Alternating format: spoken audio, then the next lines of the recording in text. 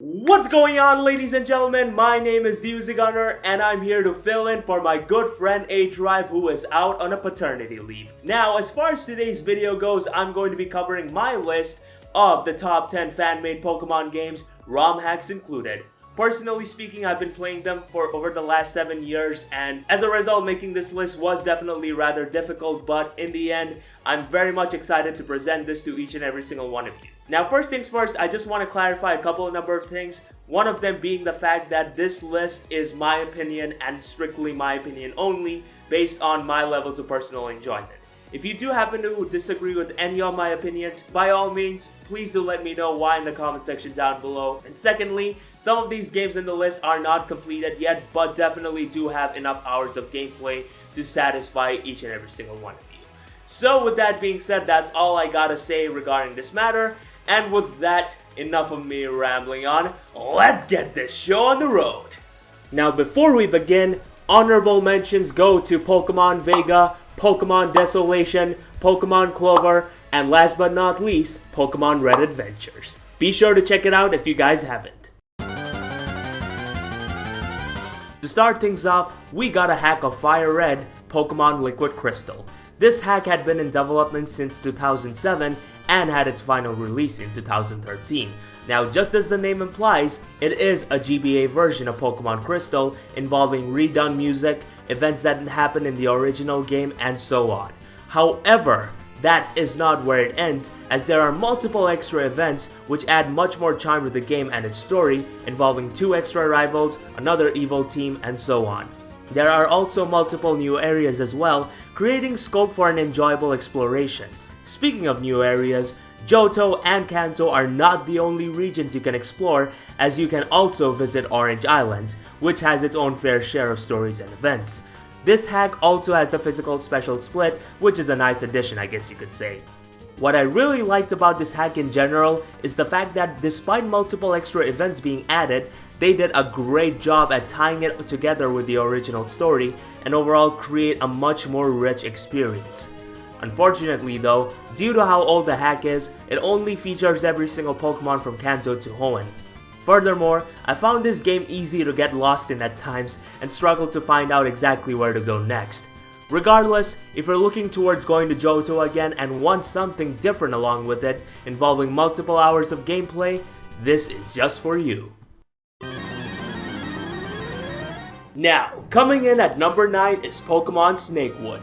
This is a hack of Pokemon Ruby that basically tells the story of Hoenn undergoing a zombie apocalypse where you are stranded in the middle of Little Root Town, devoid of any memories. As far as your starters go, you're forced to choose between 3 random Pokemon in Coughing, Baltoy, and Paris. It has multiple fan-made Pokemon, undead variations of Mons, and a select few ones from Sinnoh and Unova. If there was any proper word to describe the adventure, it'd have to be unorthodox. It's the type of game that's capable of making you feel upset at one point, but in the very next moment make you laugh out loud through its random and sheer humor. I can't necessarily describe it that well, as it's more or less something that you need to play in order to truly realize it, but it is undoubtedly an experience that keeps you engaged and makes you want to see things through until the very end.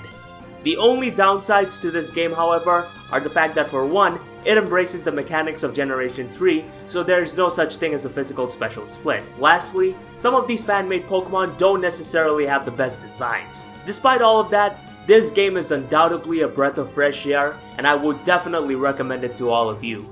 Do note, however, that certain undead Pokemon may just be a sight for sore eyes, so if you're a person that's incapable of handling such a thing, then it best be that you don't play this one. For number 8, we have the renowned fan game that finally got finished a year ago, Pokemon Insurgence. Now this is a game that's probably well known in this community, so I won't get too in depth into this, but basically it features every single Pokemon from Kanto to Kalos, and just like X and Y, allows you to customize your trainer's appearance.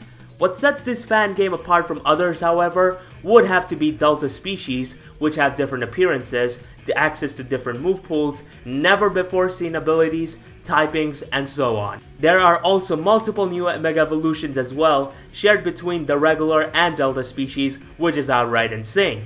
Despite all of that, however, the reason why this game isn't high on my list is because, for one, I never really found the story that engaging up until the very end stage. Furthermore, while the custom music that was created by the developers were very fun to listen to, they are very limited. And whilst traveling through routes and cities, I would hear nothing but horribly done Pokemon remixes that come with the Essentials pack, which made the traveling aspect of the game borderline unbearable. They could have easily avoided that by borrowing some music pieces from Glitch X City, but either way, if you're a fan that plays with no audio and are mainly looking forward to just the gameplay itself, this is just for you. Next up, we got the most renowned ROM hack that has been in development for 7 straight years, Pokemon Prism. Despite getting hit with the cease and desist order 2 weeks before its release date, an anonymous team managed to leak the ROM on 4chan so that the whole world could bear witness to such a masterpiece. Calling this ambitious would honestly be a gigantic understatement. Despite being a crystal hack, the amount of new features that are present in this game is crazy. From being able to customize your trainer sprite, updated mechanics from Kalos, Pokemon from Hoenn and Sinnoh which have their own animations, to even new moves which were introduced to the later generations present, this hack has it all. To top it off, the mere fact that you can even play as your own party Pokemon in certain areas really speaks volumes about just how good this hack is. There are a total of 2 regions to explore in Naijo and Region, along with certain parts of Kanto, Johto, and Tunod. On the note of the story though, it is exactly what you'd expect from a traditional Pokemon game. The main con with this game, however, is the fact that whilst the main story does end up getting completed, there are many planned bits which would have been added that would add much more value to the final product that never really made the final cut, thanks to Nintendo. As a result, there are many loopholes present in the story which never really get any sense of closure. Despite all of that, this hack makes up for it with its amazing gameplay, fun mini games here and there, rewarding you for exploring the entirety of the regions and even paying homage to certain rumors that showed up in the internet during the Game Boy Color era. It's definitely worthy of being a must-play, that's for sure. Pokemon Legends of Arena. Honestly, of all fan games I've played, this would undoubtedly have to be the most realistic one to this date. To start things off, there are no gyms here but rather a tournament system where you travel with the cast to different cities, where each round will take place, the winner becoming the international Pokemon champion. Your starter is an evolution that is based on the answers you give to certain questions. Regardless, you and your brother Max decide to try out your luck and find out exactly how far the both of you can go. Now, while the majority of the cast are mere NPCs which you see when playing through Gen 4 games, they are far from one-dimensional characters with one-liners. Most of them have amazing personalities which make it worthwhile to be around them and actually made me care for them. It also removes the silent protagonist cliche, as you are the outspoken type of individual that's usually sarcastic and cynical, which is something I've come to appreciate over time. On the note of what truly defines the game though, it undoubtedly have to be the simple yet very effective presentation. I didn't get anything that wowed me from an aesthetic perspective. Instead, what I got was amazing writing along with the custom music pieces, which were also nothing out of the ordinary, but do set the mood for each situation. It's a type of game that made me feel everything, from happy to sad, and overall empathize with the protagonist. It made me realize that in certain situations, there's always a price to pay. Unfortunately, the in-game mechanics are Gen 4, and as of now, the fan game is still in development. Fear not though, as there are lots of hours of gameplay awaiting you, and it is definitely what I'd consider a pure example of how staying simple, but giving clear attention to the most important elements can create a diamond in the rough. Pokemon Uranium. The game which took the whole world by storm, developing insane hype and unfortunately got hit with the cease and desist order shortly after its release. But does it truly live up to the hype? The answer to that question is a resounding yes. From exploring a beautiful region to the very large number of fan-made Pokemon, to both Mega Evolutions and regular evolutions of Pokemon that never had one before, and finally amazing music pieces created by M-, this game has it all. Story-wise, The dynamic between you and your rival is unique, as he's a younger kid that looks up to you, trying his absolute best to reach your level. Unfortunately, times aren't peaceful for the Tandor region, as shortly after you begin your journey, you start to notice the nuclear power plants spread around the region explode for mysterious reasons. This results to the main focus of the game, nuclear Pokemon. These are basically Pokemon that have been stripped of any sense and pretty much want to destroy anything that's in front of them. Their typing allows them to hit every single type, save their own and steel type for super effective damage, whilst at the same time being weak to every single type as well, save nuclear itself. Sadly, thanks to Nintendo again, there are many bits of the important post-game content that never really made the cut, preventing you from catching certain legendaries in the game, as well as a bit of lag here and there in certain areas. Regardless, this game genuinely does live up to the hype in every single manner, has the best presentation possible for a story's climax stage, and is definitely what I'd call a must-play. Seriously, I need to stop saying that so many times. Coming in at number 4 is another trailblazer for fan games, Pokemon Reborn. To anybody that's been in this community long enough, chances are you have already heard of this one before. Whether it be as the game with a dark story, or the game that's beyond difficult which makes you wanna it undoubtedly has developed quite a reputation. Now, contrary to what certain people may think, it is not as hard as others may make it out to be. Yes, if you're going to be playing this like any other Pokemon game, then it's definitely going to come off like that and make you regret ever trying to play it. Instead, this game prompts you to explore every single bit of each town and route for the sake of finding Pokemon that could contribute a lot towards your team.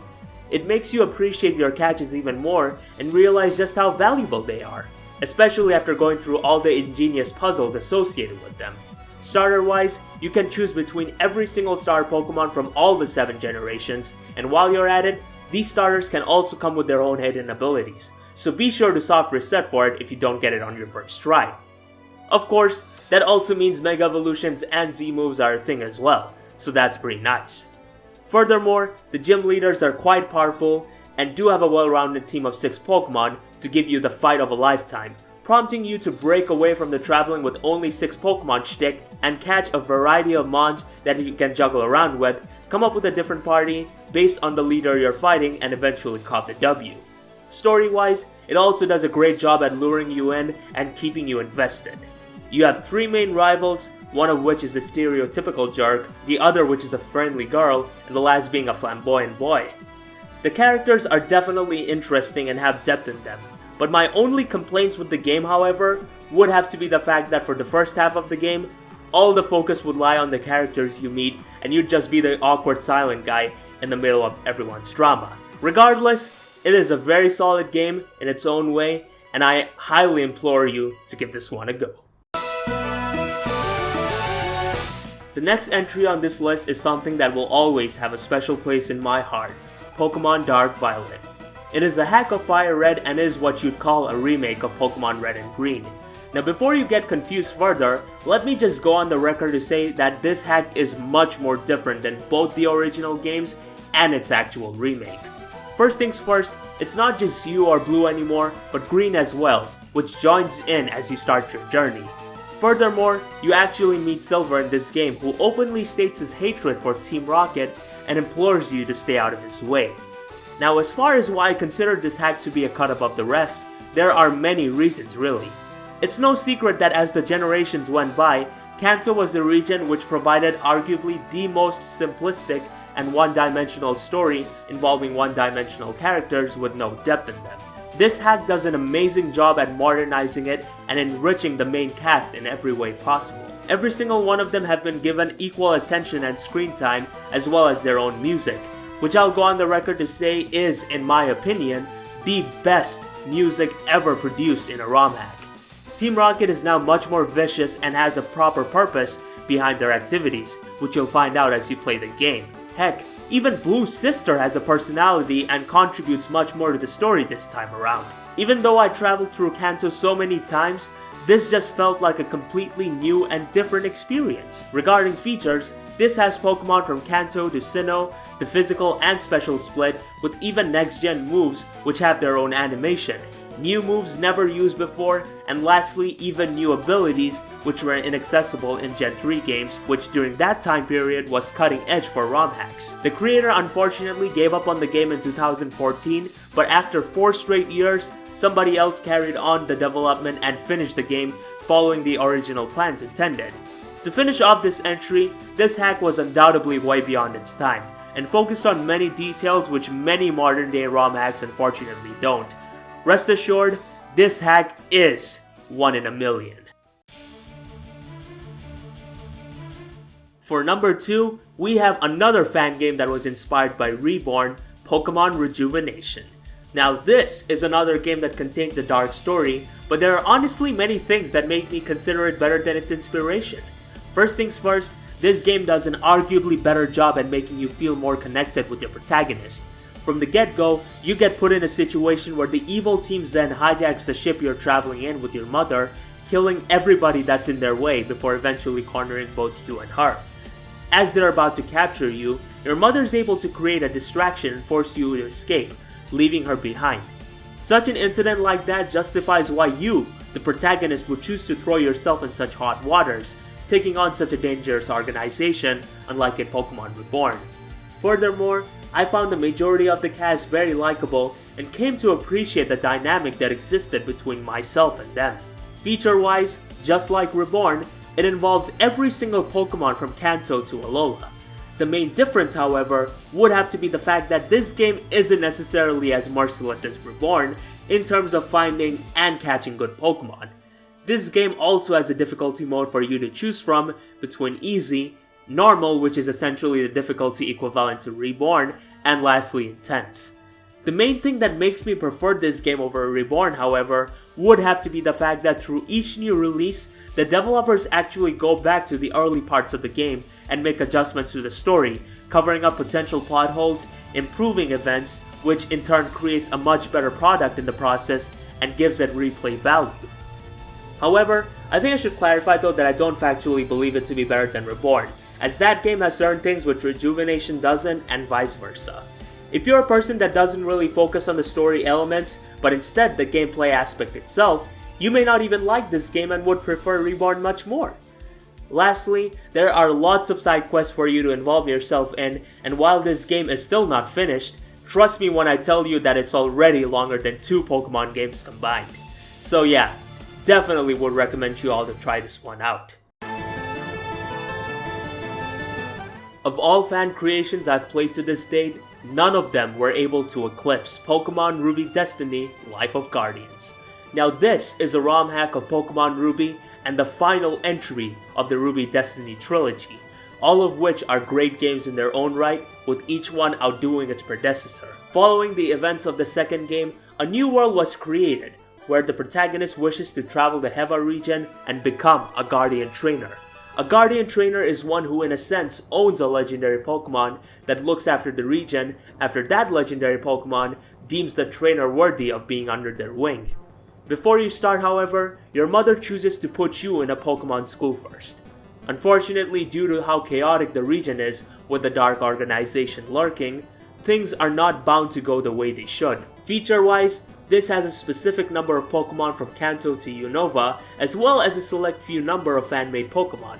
The main con with this game I feel would have to be it being considerably outdated when compared to the other entries. Its development began in 2008, way before Black and White was even announced or became a thing, which as a result led to features such as new abilities, the physical special split, and so on not being a thing in the game. To top it off, some of the fan-made Pokemon don't necessarily have the best designs, and are kinda a sight for sore eyes. Furthermore, this game's level curve undergoes a massive steep at the absolute end stage, which I never really understood why. Despite all of that, this game delivers in a lot of ways which modern day ROM hacks can't, in my opinion. From the get-go, I got immersed in the story and felt a sense of attachment to every single member of the cast. The custom-made music used spawns from multiple games in the GBA format, such as Mega Man, Digimon Tamers, and so on, which were very fun to listen to. The icing on the cake, however, would have to be the fact that this was one of the first fan-made games